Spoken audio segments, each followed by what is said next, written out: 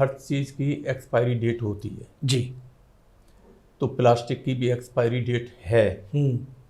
और कई बार ऐसा देखा गया है कि या तो जो कम पढ़े लिखे लोग हैं जिनको जानकारी नहीं है इस बात की, वो प्लास्टिक की बोतल खरीद लेंगे पानी की और उस बोतल को बहुत दिनों तक अपना वर्षों तक घर परिवारों में इस्तेमाल करते रहेंगे, वर्षों तक। जी जी। मगर ऐसा नहीं करना चाहिए और उसको जो है पानी पीने के बाद तुरंत ही अलग कर देना चाहिए। और यहाँ तो नहीं मगर जापान जैसे देश में तो ऐसी बोतलों को क्या करते हैं कि प्लास्टिक से कपड़े ही बनाना शुरू कर देते हैं, ऐसी बोतलों को डिस्पोज करके जी, और कपड़े बनाना शुरू कर देते हैं और उनको खूब शौक से लोग कपड़े को पहनते हैं। तो कम से कम उसका एक सदुपयोग हो गया। जी जी। तो इस तरह के यूज बहुत सारे हो सकते हैं।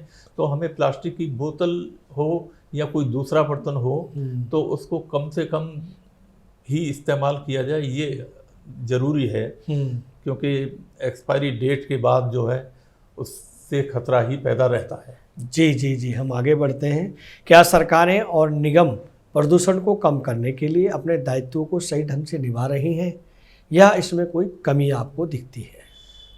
देखिए, सरकारों की प्लानिंग होती है या निगम है, वो भी सरकार का ही हिस्सा है जी। और रूल्स रेगुलेशंस बनते हैं और इम्प्लीमेंट करना जो है वो नीचे आ जाता है। जैसे नगर निगम है, उनको कोई चीज़ इम्प्लीमेंट करनी है जी तो जी, वो निर्भर करता है उन पर। अक्सर क्या होता है कि उसमें थोड़ा स्वार्थ से हटकर अगर काम हो, सरकार ने तो कोई चीज़ बना दी और दे दी पब्लिक को। भारत सरकार का पर्यावरण मंत्रालय जो है बहुत बड़ा मंत्रालय है, बहुत सारी पॉलिसीज बनती रहती हैं टाइम टू टाइम जो है, और वो उन्हें इम्प्लीमेंट करने के लिए उन्हें वो जारी भी करते हैं। मगर सवाल ये है कि इम्प्लीमेंट जमीनी वाले जो हैं जमीनी स्तर पर क्या हो रहा है, जमीनी स्तर पर जो है किस तरह इम्प्लीमेंट हो रही है। कहीं उसमें से कहीं स्वार्थ जुड़ा है तो पता लग रहा है कि उसमें से जो है मतलब आधा काम हो रहा है आधा काम नहीं हो रहा है जो।